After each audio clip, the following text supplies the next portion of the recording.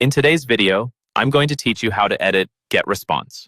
Whether you're working on an email, a landing page, or a form, the process for making changes is almost identical. So in this walkthrough, I'll show you a single simple flow you can use to quickly jump in, edit your project, and publish your updates with confidence. First, start on your Getresponse dashboard. After you log in, look at the very top of the screen for the main navigation bar. There, you'll see an option called Tools. Go ahead and click on Tools. Think of this as your central hub. It's where Getresponse groups all of your key features like emails, landing pages, and autoresponders. Once the Tools menu is open, you'll want to choose the specific type of project you're trying to edit. For example, if you want to update a landing page, click on Landing Pages. If you're working on automated emails, choose Autoresponders. The idea is to match the category to the kind of asset you created earlier. This helps you quickly filter down to only the items that are relevant to what you want to change. After you've selected the right category, you'll see a list of all the items you've created in that area.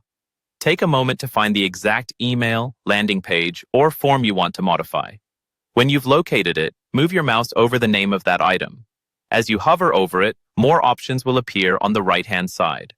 On the right, look for a small three-dot icon. This is usually called the Actions menu. Click on that three-dot icon to open a list of available actions for that particular project. This is where Getresponse hides options like editing, duplicating, or deleting, so it's important to remember that the three dots are your shortcut to managing that item. From the menu that appears, select either Edit or Edit Design, depending on what you see.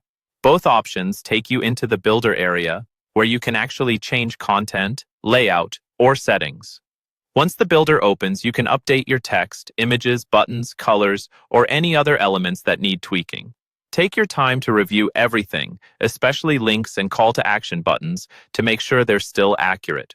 When you're happy with your changes, look for the Save and Publish button. Click that to apply your updates and make them live. Always confirm that the save is complete before leaving the page, so you don't lose any work. And that's the fastest way to edit any active project in Getresponse.